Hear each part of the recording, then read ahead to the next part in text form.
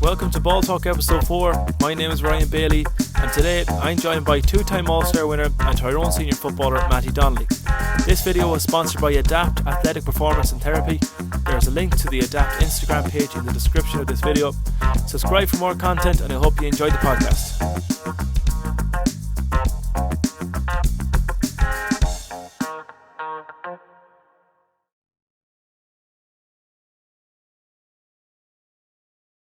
To the questions, I'm going to structure the whole podcast around the questions that people asked. So we're going to go back a few years to 2014. So 2014, you got promoted from intermediate with your club Trillick, and the following year you go up and win the senior championship. Can you talk me through them 2 years? Like, it seems like a right roller coaster altogether. It certainly was. I suppose it all started when we got relegated in 2013. Probably it's only happened twice in our history. So we had a lot of young fellas coming through onto the club team, and we put a lot of faith in the youth in that 2013 season, and we showed a lot of promise, and we beat a very good Arbo team in the championship. We had a good championship campaign that year, and we thought, right, there's promising signs here, and that this team will go on to establish a strong core of the senior team you have now. So we put a lot of faith in the youth, and whilst we got essentially relegated that year, it was a big blow, but there was still a feeling that it was just a bump in the road for that team, and thankfully it didn't discourage any of those younger members coming through, and it didn't discourage any of the older members, because we all knew that we had the potential to be a good force in a few years' time. So look, 2014, as I said, my club would have a strong tradition in senior football, so our objective was to get out of Division 2 as quick as possible. And if you know club football in Tyrone, it's never as straightforward as that. And the depth of quality in Tyrone club football is unbelievable. And we only lost one game, and I think I'm right in saying this. We lost one game that season in Division 2. That was the county final, and we still didn't win the league. So the only way to get promoted from Division 2 was to either win the championship or win the league. So we didn't lose a game in the league. We still didn't win it. We got beaten in the championship final, so we were staring at the playoff route. And when I say we were beaten in the championship final, we were absolutely annihilated by Dungannon, who were another team in a similar vein as ourselves. We're a young team and a common team with a good tradition, but they battered us that day in the county final. So we were looking at the playoff route, and obviously our confidence was in shatters. But look, really after that county final was probably a big breakthrough for the team, in that we reviewed the situation, and rather than probably lick our wounds and maybe not go at the playoffs the way we did, we decided to probably just toughen up really and go at the playoffs, and that was a big turning point for that team, and we got through those playoffs. I've always said it, with three games to play in the promotion playoffs, those games are probably the highest pressure games we've ever played in, and coming through them stood us in great stead going into 2015. So again, went into 2015 with no real pressure on us. We were another year older, that young group I was talking about, and we had 4 boys on the Tyrone under-21 team, played a big role on it, that won the All-Ireland, so they were coming in with confidence that season. Myself and Richie were in the Tyrone squad, joined by Lee and Rory, so we had 4 players in the county panel, so we knew we'd quality, and as I say, really from that 14th final onwards, we kind of played with the shackles off, and that took us to a county title, and probably ahead of our time, but nonetheless, it was a great final.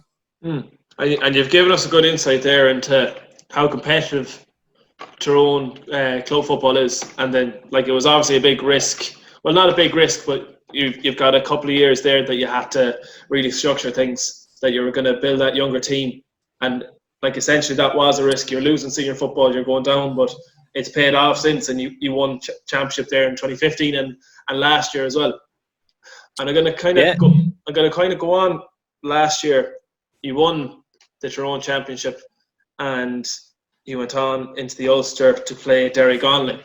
Derry Gonley are Fermanagh, is that right? Yeah, neighbours. And it was that game, and there's a lot of people asking about your rehab over the last while. It was that game that, as some described it, a career-threatening injury for you. If you want to, I'm not going to go into details with the injury because I know it can be a touchy subject for some, but if you can just give us an insight into your rehab over the last while, how you've been doing it, how it's affected you both physically and mentally. Yeah, look, at the time, obviously I knew there was something badly wrong because I couldn't walk after it. But the mechanism of the injury and how it happened, I just wasn't sure what it actually was. So the initial diagnosis, when we done a few tests with physio and that, and then just from my own gut feeling, I thought that it was probably nerve pain, or I just jarred a nerve on the hip bone or whatever. And after I'd walled a few painkillers and that into me, the pain started to subside over time. The adrenaline was kicking in from the actual watching the match itself, which wasn't easy. And I thought, right, I could go back on here. It's only nerve pain. It'll get better in a few weeks. I'm not going to do any more damage. So obviously, if you had known then what was actually wrong, you wouldn't have went back on. But look, I got the scan results on Thursday after that, and it came back with that diagnosis that I had avulsed the hamstring tendon off the bone, and I was very surprised by it. So as on Thursday morning, and our physio, Lee O'Connor, he's head physio in the Royal. We trust him very much so, and he sent the scan results off to a few different people for a second opinion. They agreed, and then from there you're just asking, so how long and what do I have to do here, and from there, so no one in Ireland would operate on it, so that was scary in itself, because you're reading the reports and speaking to people who'd been through that journey, and I think the non-surgical route didn't have much success. So that initially was scary, in that you're wondering then, or you're hearing people can't get back to the level they were at before if they don't go down the surgical route. So the next question was, look, how can I get surgery? So we reached out to a fella in London who subsequently is actually Harry Kane had the same injury, so he went to him. Right. But I think this boy's the best in the business. He says, look, if you can get your scan results over here by Monday, I'll have a look and I can have you in on Tuesday. So I hobbled into Belfast City Centre on the Friday, posted the scan results over to London, and then just the whole weekend I was just wondering if I was going to get the surgery or not. I was praying I was. Obviously all sorts of things going through your head, but on the Monday morning I got word back from London that he would see me on the Tuesday, so I had to hop on a flight Monday evening, went over on my own, and and then within 10 days from the actual injury, from you thinking it's only a wee nerve jolt to the nerve, you're sitting getting surgery over in London. But got the surgery, and I say, look, at the start, because it's not that common injury, you've no one really to talk to. You've known. I put it this way: there wasn't that many positive stories surrounding that injury, so that was daunting in itself. But I will say, you've heard of boys doing the cruise ship and that, and they say it's almost like a support network of those that have done it before. They reach out to each other and that. I experienced that to a degree as well. The likes of Brian Hurley from Cork and Ger Caffergy from Mayo were very, very helpful and very very forthcoming with their help and their experience of it. And they probably didn't have the best experience with it too, so it was very helpful, hearing their side of the story. And then on the flip side, you spoke to the likes of Keelan Doris there, the Leinster rugby player who's got called up to the Ireland squad since that, so that was encouraging.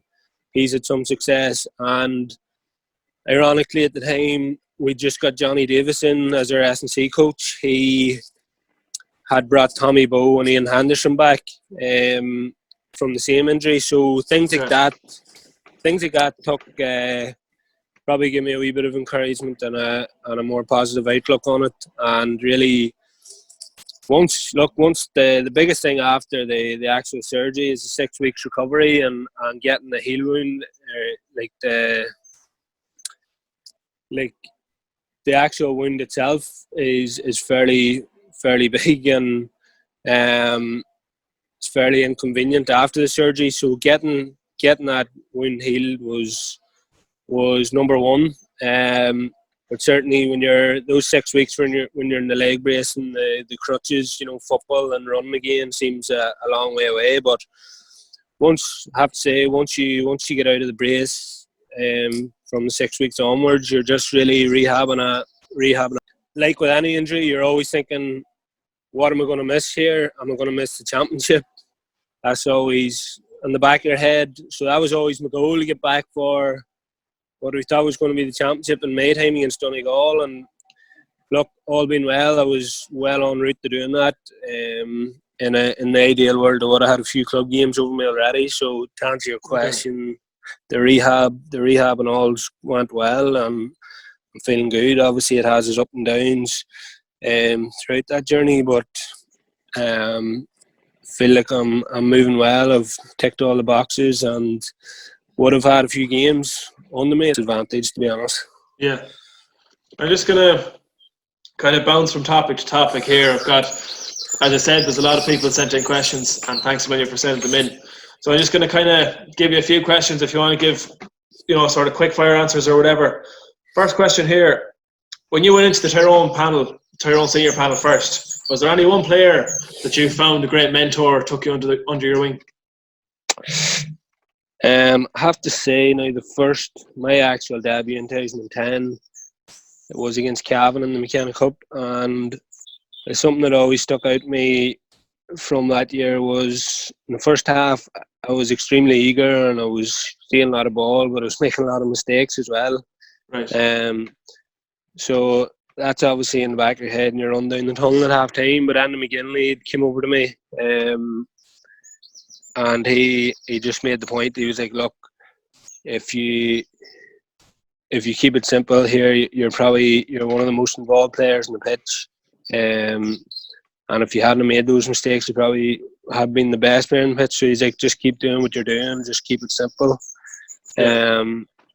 But that always sticks out in the back of my mind. So the likes of Andy McGinley and Joe McMahon, Dermy Carlin, Conor Garmisi, I really only was about for the McKenna Cup at that stage. So a lot of the senior players wouldn't have been fully integrated back in there, but those boys were very helpful at that age. And even 2012, my first full year, I suppose, the same fellas, Dermy Carn, Joe McMahon, Owen Mulligan was a good fella too. Now, in fairness to him, he was a great mentor and was great at probably socially integrating you into the team as well. But no, all them boys, look, they were tough in their own right, but they were all very, very wary of the younger fellas coming in now. And next question here: if you could pick one over the last, as you said, you made your debut in the McKenna Cup in 2010, so the last 8 to 10 years or so, who was the biggest joker on the Tyrone panel over the last couple of years, and what was the best prank they pulled, if there was to be one? There's been a lot of jokers, pranks.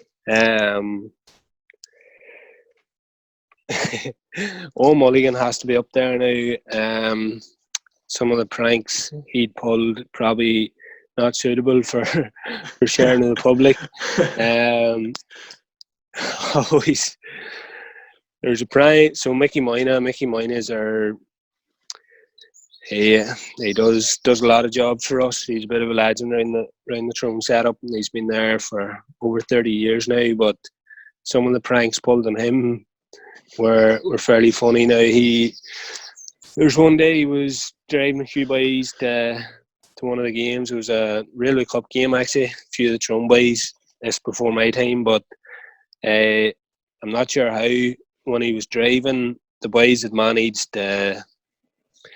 It's actually one of Tyrone's best ever players was involved in this. I'm sure you can guess, but they managed to tie their shoelaces around him and around the seat while he was driving. So fella was tied to the seat, and when he dropped them all off, he couldn't get out of the car because they tied the knots that hard. But always, Moyna was usually at the brunt of the pranks.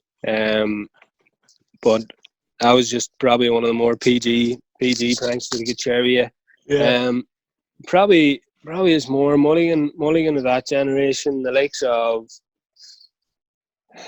Ronan McNamee, Darren McCurry, and boys now are all fairly lively now. But in terms of pranks, there's definitely one, but I can't think of it. Can't think of it at the minute now. Always wish you had asked me this last night. I definitely would have dug one out now, but you always have the usual ones, the boys getting phone calls from different sponsorship deals and that, and then showing up for this a big meeting and for the lads to be waiting there for them. But you have things that gotta happen, but the rest are not PG enough to share probably. Just from that, there seems to be. Is there always a good atmosphere in the Tyrone camp? Yeah, look, there is. You miss it at times like this here, and I suppose a lot of us boys arrived on the scene at the same time, and look, it just organically happens. You spend the majority of your time with those fellas, and you're all pursuing the same thing. Yeah. And you all want the same thing, and different characters from all over the county. It makes for a good mix at times. But yeah, look, when you go through all those things that the county teams go through together, it's the same as any team. The ups and downs, you forge a good bond, like, and times I guess that's what you miss the most, like. I'm going to move on to the next question here. Your career highlight so far, if you had to pick one.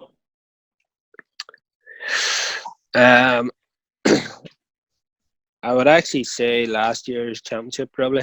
Right. I know people always say your first is the most special, but just felt last year after a few bumps I'd had before in the years leading up to that, but just felt last year it made more sense, and you can make more sense of what it actually means to the club and to yourself and how hard it is to win. You just appreciated it far more, and certainly the day from the final whistle and the days after that would definitely be a clear highlight for now. Next one. What's your pre-match meal? Pre-match meal is usually, so when you're with Tyrone, it's usually dictated by whatever's put in front of you, but it is usually spaghetti bolognese. Big fan of that, and can't go wrong. Good stuff. You put up a picture, I'm nearly sure it was you, put up a picture on your Instagram there, I think last week. Rake of football boots, shelves of football boots. If you had to pick one pair, your favourite pair, what would it be? They actually wouldn't have been in that picture. The boots I'm wearing at the minute, I'm a big fan of, is the Puma ones, the white ones. But there's a pair of boots I wore in 2014. They were blue Predator and Curzes. Probably would be well up there. Or the blue Aces that I wore for a few years there. Top three, definitely. Who is, if you can pick one now, might be a hard one, but who is the most underrated player in the GA at the moment, football wise?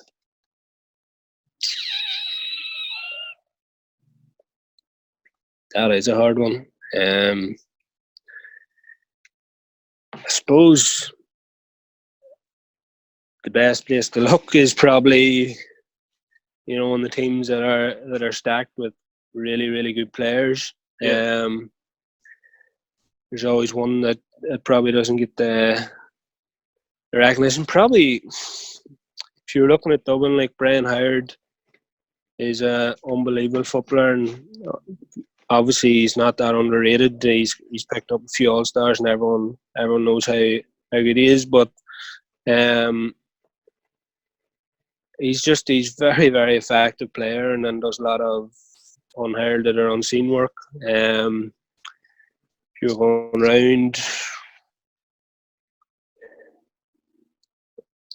and again, not underrated, because I know how rated they are within their own counties and that. But the likes of Darren O'Hagan from Down, unbelievable player.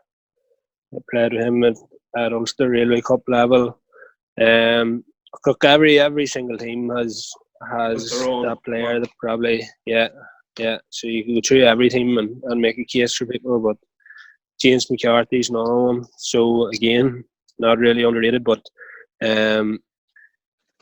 just always consistently good. There's another question here before we move on to your team you've selected, and it's kind of a topic that I'm going to bring up again later on, is that you're a very versatile player. You probably put most numbers on your back for Tyrone at this right now. But if you were to pick from any position that you played in so far, who was your toughest 1v1 opponent?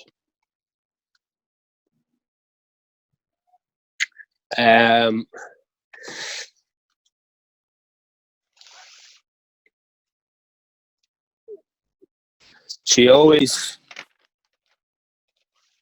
when you're playing out around that middle eight, and you're coming behind the ball a lot, if you get tagged, I suppose coming from deep, it's probably one of the more difficult positions to influence the game the way you'd want to, if you're getting really special attention. So usually probably Lee Keegan's definitely up there in 2013 as a big eye opener. I was going really well that season at wing forward, and came across him in the All-Ireland semi-final, and he just completely nullified my threat. And also, even him going forward, he might have got 1 or 2 points that day, and he was just able to absorb everything I was trying to input to the game, and then he just had that wee bit more in him than I did. So that was a big eye opener for me. And then the likes of Chris McKeag now deserves a mention in terms of really, really good at nullifying players in that middle eight sector. And again, it's usually boys that are really competitive and have an edge about them and are really athletically proficient as well, and can cover ground with good pace, and they've got a wee bit of edge about them. So likes of Chris McGeig, Lee Keegan, James McCarthy are the three that probably stand out. Okay, very good. Thanks to everyone, before we move on, for sending in the questions as well. And we're going to move on to your 15. So as I've done recently with Enda Smith and Kieran Byrne, I asked Matty to select a team of 15 players, the best players in his opinion that he's played with. The only rule sort of for it is that he has to be in the team himself, and he has to have played at least one competitive game with these players. And I can imagine it was a tough thing to pick. Yeah. How did Sean Quigley get away without picking his? I think Sean had enough of stories to tell. He does. Sean's a guest. He makes guest appearances down here in Trillick the odd time, and whenever there's any celebratory nights, he calls. He's good character, and I enjoyed his chat last night. Would you have gone to school with likewise, Sean? Went to the same school, but he's a few years below me. It would have been the same year as my brother, Richie, but he's good crack. Now we're obviously on the border here. Likewise, in 2010 or 11, when they won the championship, I was asked down to do the bar in their clubhouse. And the same boys kept me busy that night too. So there's a good relationship between the Trillick and the Slay boys. Yeah. We'll go into this team you selected, and we'll start off. And again, I'll go back to what I said there a few minutes ago with the versatility that you bring to a team. Where did you put yourself in this team to start off? It's probably dictated by trying to fit everyone else in and put myself around that, but I just put myself. I actually have myself initially at number 10, but then I had Petey Hard at wing back, and I just thought he's probably better wing half forward than I am, so put him up the wing forward and put myself back to number 6. Okay, and would that be, if you were to pick your favourite position, would 6 be your favourite, or midfield, or? If I was to pick any, it would be between those 3: 6, midfield, or inside probably. It's probably easier. You're more central, and it's easier to influence games. And that always felt had a good grasp with playing 6 as well, and just find it enjoyable to play in, and played it throughout the 2018 season, and played it for a few games last year against Roscommon and Cavan and that. So I enjoy playing 6, and probably the father played it as well, so it was always sort of something I found may have been natural, or a bit of bias towards it because he played it as well. Okay, we'll go back to the number 1 spot, and so as kind of looking it up there, you would have, when you were playing college football, was Rory Began in goals for your college football team? Is that right, in Jordanstown? Yeah, so Rory Began, Pascal McConnell.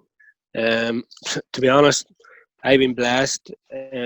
I've never had the misfortune of playing with a bad keeper, thankfully. Yeah.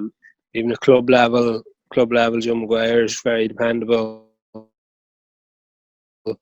And Tyrone are blessed as well in that, like Mickey O'Neill is an excellent keeper. Any introduction as well, but I say you could make a case for all those keepers, and if any of them were in on any given day, you'd feel confident. But just went for Niall, obviously, now Morgan, based on, I suppose, longevity, in that we've been playing together for a long time now, but more so from what he can bring is just his all-round game, like his shot stopping, his aerial ability, his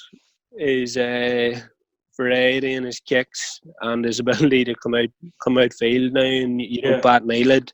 And he's just developed over the years into a really good character within the Tyrone team. So I think this year, particularly, he was continuing that trajectory. So look, he was always very talented with soccer and that, and he's mixing that talent with experience and maturity now, and has him as one of the best keepers in the country at the minute, in my opinion. And just you're saying about the way he's kind of like, he has revolutionised goalkeeping in a way, like the fact that he's playing as he's an extra defender, and he's an extra he can play sort of centre forward, like that sort of role as well, the way he supplies the forward line with ball. What did he bring that in?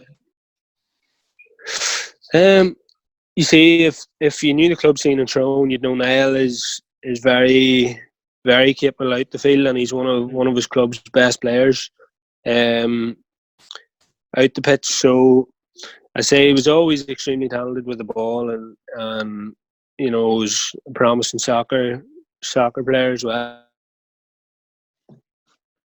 So just a talented player, and to be honest, if he tried his hand out the pitch, you never know where he would have went with that either. So it just comes naturally to him, to be honest. I'm going to move on to the full back line now. Who have you put there at 2, 3 and 4? So 2 and 3, you could probably speak about them in the same vein. In that, a lot of things I'll say about one, I'd say about the other. 2, they both won national all-stars, and they're both take tough, and they can play football as well. They play further out the field for their club and that. So 2, I went with Padraig Hampsey, fella at Mark a lot of club football. His team would be very strong within Tyrone club, the club scene, and we always seem to be pitted against each other, and it's never an easy hour. So our fella, you mark both of them with training, and they definitely sharpen your wits now. So I went for Hampsey at number 2, just tough and dependable. And I went for Ronan McNamee at 3, again another player who I've played with for, so his first year is my first year essentially, and again really tough, but he can really play football as well, and it's probably an underrated aspect of his game is how good a footballer he actually is. Again, people getting the better of him, and just a dogged player, really honest, trustworthy player, and was recognised with the National All-Star last year, and deservedly so. So, two ways you'd love to have in your team. Then at 4, again, this could have put any of my club teammates in defence in there, because they're all extremely good players, and I'd say this team in general could probably change in 5 years, because a lot of players I'm currently playing with that may have missed out are very young, but we're lucky in the club scene that we've 6 defenders that allow us to probably go forward and play an expansive game, and they don't need much protection at the back. But one of the best defenders that I played with is Damien Kelly, a neighbour of mine, and he's one of the elder statesmen on the team. But someone, I think he holds the record to probably reflect how good he is. He holds a record in our club for senior player of the year. So he's just a really, really good club defender, and someone that, again, very rarely has a bad game. Keeps himself in great shape, and a player that I would take on the field any day. So that is a good variety in that full back line.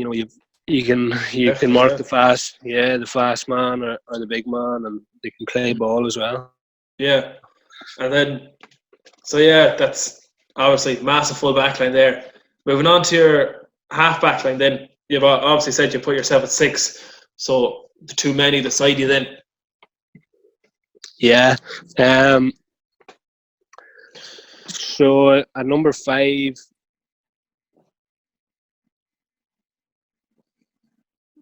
Rory Brennan, obviously another fella played with for a long time and have a good relationship with, and again is grown into the county scene, and I think hopefully see the best of him in the county jersey for another few years. Never let's Tyrone down in championship games, and again for the club. The biggest compliment you could pay him is we've in the 2 county finals we've got. He's probably been man of the match in both of them. So he's a big game player, and again very dependable. He's unassuming, but you know that he's going to produce the goods on when it's needed. So unbelievably athletic, really good footballer, comfortable in the ball. He was an easy choice in the defence now. And then the other side is probably self-explanatory, and probably similar to Rory, just really dependable, really solid. Could play football anywhere on the pitch. Was Conor Gormley, and probably one of the best players played with in terms of how consistent he was on both county and club scene over the years.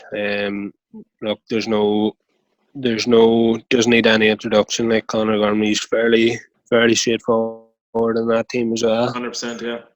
I have to say if there was one, there's a few players extremely that I had on and then off, but I probably that's the danger picking these teams with the likes of Niall Donnelly from my own club too, another fella who just never ever lets you down. Unbelievable character as well, really tough. The likes of Tiernan McCann as well, probably was the fella most unlucky to miss out on. Was probably toss up between himself and PD nearly. 3 of us have been on the team the same length of time, but he's a Rolls Royce of a footballer as well, and would have been very close to getting in that half back line. If I wasn't picking myself, he actually would have been on it. At number 8, you went for Colin Kavanagh. Yeah, number 8, Colin Kavanagh doesn't need any introduction. Game played, he's been there since the start of my trunk there. Another player, big games, always shows up to play, and it's the same as his brother. 2 unbelievable competitors would be the word I would always use to describe Collie, in that he would always be carrying niggles, not between games, and mightn't be able to go full output of training, but you just knew there was never any concerns with him. He'd always show up and give you a performance at the weekend, and again, a really tough character, and someone you wouldn't go on the pitch without now. And then probably to compliment him at number 9 is we've got a family base with the brothers in there.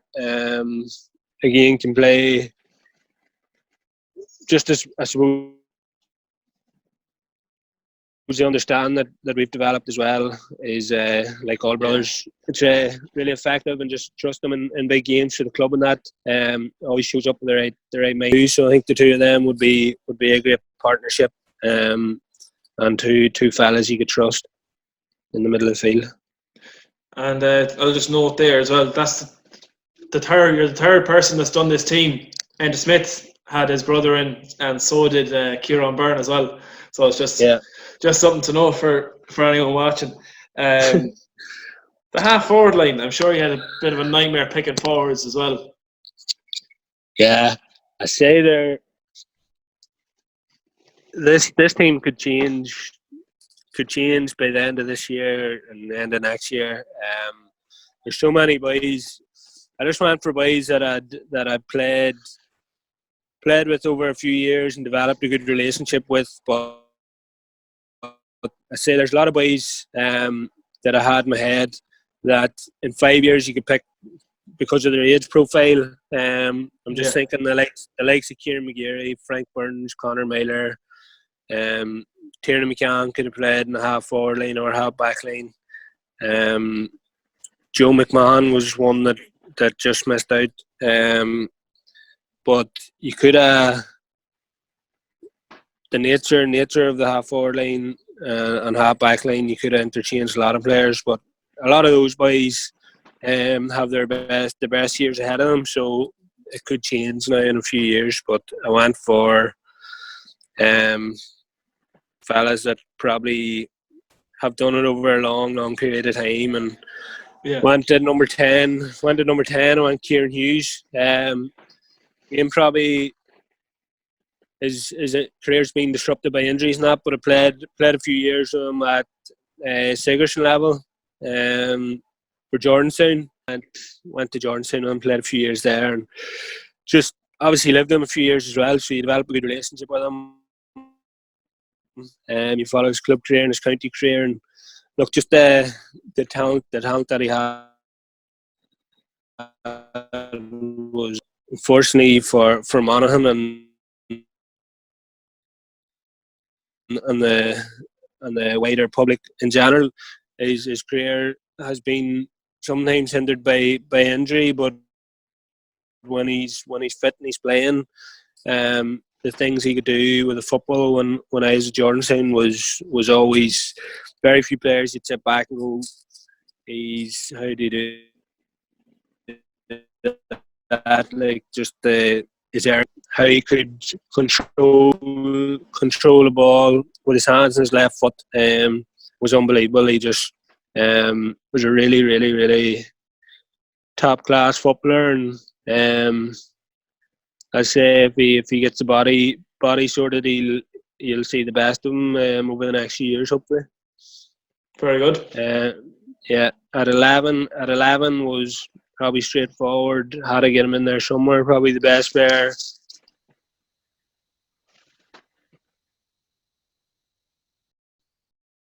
The one word you could run out of words to describe him, but he was relentless and he was such a massive competitor. And again, first day, like in his latter years on the Tyrone panel, the first day of pre-season, he'd be there and he'd be training, and he'd have the ice bags and the knees after training, but he'd still be training every night.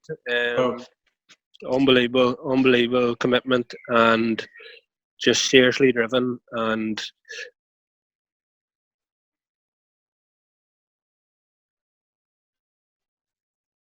I seen Tyrone McCann semi-final, the rest were short act, and he was just immense in midfield. And I look again, whatever I'd say has already been said about Sean. One of the best players Tyrone's ever produced, and the game's ever produced, and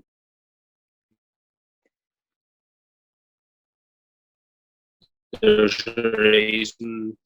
Just his commitment, easy one to have him in the team. And then at 12, Petey Hart gets in there again. Another player you'd really trust, and I've played him since underage. And that's one of the greatest probably compliments you could pay him is that from underage he was always one of the top players about, and that hasn't changed right through from then till now. And he's extremely humble sort of player and hard-working and honest player. So that's probably why he stayed at the top of his game for so long. And talent-wise, being a great servant to Tyrone and his club, Bergel Kieran. Just before we move on to the full forward line, that half forward line there, so we all know Kieran Hughes, a savage footballer. Sean Kavanagh has been one of the best footballers of the past 20 years, hands down. Peter Hart, where is Peter Hart's best position, do you think? Would it be in that number 12 role they'll put him in? Yeah, look, I see him at club football and he plays number 11 for Ergal. I think he's brilliant at it. He's a great way of dictating the game when he's playing there for his club, and a lot of the play goes through him. Yeah, look, along at 45, I think is Petey's best position, and again, he can play anywhere. He's actually seen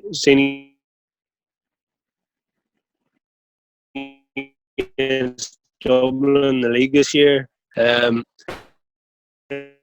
Inside that 45-metre line, and moving across that 45, I think is his most dangerous position, because he's got a great low centre of gravity, he's got great pace, and his left foot, his vision, he's got everything nearly. I think keeping him close to goals is where he'll do damage. Okay, full forward line. I'm looking at it here. Top class full forward line. If you want to name out who you've got there. 13's Lee Brennan. It's actually four left footers in the forward line, but I'll be giving the freeze to Lee Brennan. And again, just another player that you knew when he was coming through within the club, you're thinking, look, this man, these types of players are gold dust within club football and that, and you can build a team around this man, and his scoring ratio is unbelievable in Tyrone club football. And the best thing about him, again, is said about his brother Rory earlier in the two county finals, is just his temperament and free kicks. Unbelievable. You just trust him on those big days. He'll just nail the free kicks, and he's got a great temperament. He's got obviously unbelievable talent, both feet. Again, our player, he's only 20. A bright future, and I just lay him a team all day just for that reason, and trust him. Very good. And just to go, I read there, it was last year he left the senior panel in Tyrone, so some people watching that aren't from Tyrone might not know the extent of his potential and what he does, but in 2017 he kicked 3-14 against Strabane in a club game. I saw it there today, so that just shows how good this guy is. Yeah. No, it's well known how good he is around these parts, definitely. And then on the edge of the square, who have you got? Edge of square again, similar vein to Sean Kavanagh, Stevie O'Neill. In another player, very uncompromising in terms of his standards. Not when you came in as a younger player, if you weren't at it at training, he would let you know. But that was probably a big thing I took from him, was how high standards he set for everyone, himself at training, but that's obviously reflected in some of the things he's done over the years in Crook Park and the points he scored. Yeah. One of the first players probably took fellas aside and showed them the importance of actually practicing on your own.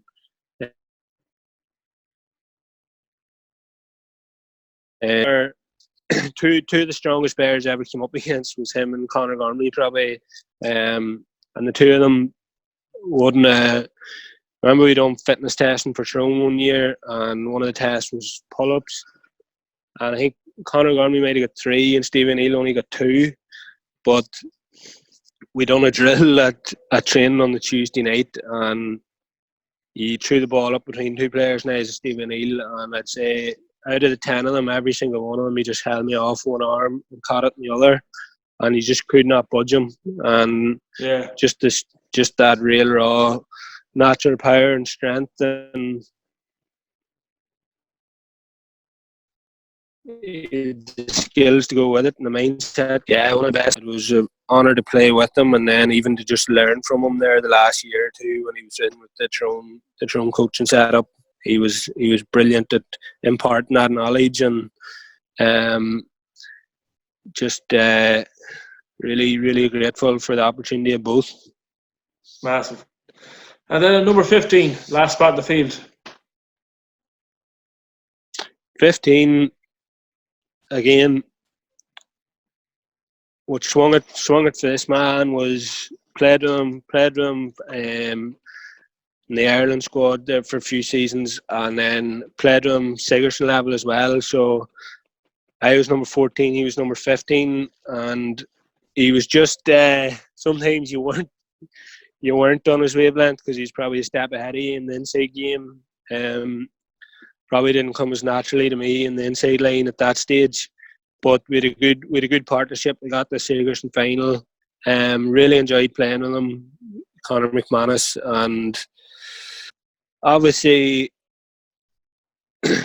don't need to go on too much about him either. Everyone knows how good he is, but biggest compliment I could pay him probably is down at that Ireland training. You have the best players in the country all down, looking to impress in that environment, and always left those weekends coming back and just saying he's probably pound for pound the best player down there. Just is, even for someone as slight in frame as he was, he's unbelievably tough, and really he just had that toughness and grit about him. Obvious quality, and that's probably reflected again with his longevity and some of the scores he's kicked over the years. And I'll say, like, obviously being exposed to that environment for a few years, the players that are missing out, unbelievable. Like the likes of Michael Murphy has to be mentioned there. I say in the same token that I'll come back and talk about Conor McManus, Michael Murphy was on the same boat. Just the two of them were just massive characters, massive players, and just tough. I suppose that's one of the common themes throughout the whole team, is everyone was tough in their own way, and those boys were. That's why they're the characters they are within their own teams. But Conor McManus gets number 15 for the right-footed frees, and just enjoyed playing with him for Ireland, Jordanstown and Ulster. That's that team. I think if you were to put that up on the board, that team would speak for itself. It's a massive side, and I'm sure, as you said there, the likes of Michael Murphy and Tiernan McCann, there's guys on the bench that you probably have. If you were to do an A versus B sort of game there, it'd be as good as a lot that you see on telly, it'd be good watching. Good watching. That wraps up the podcast. I'll leave. Let me see. Yeah, that wraps up the podcast now. Matty, thanks a million for joining me. No problem. It's good to talk. Fair play to you for doing it. No problem at all. And hopefully in the near future, football's back and we see you back on the field. I'm sure you're itching to get back at this for it.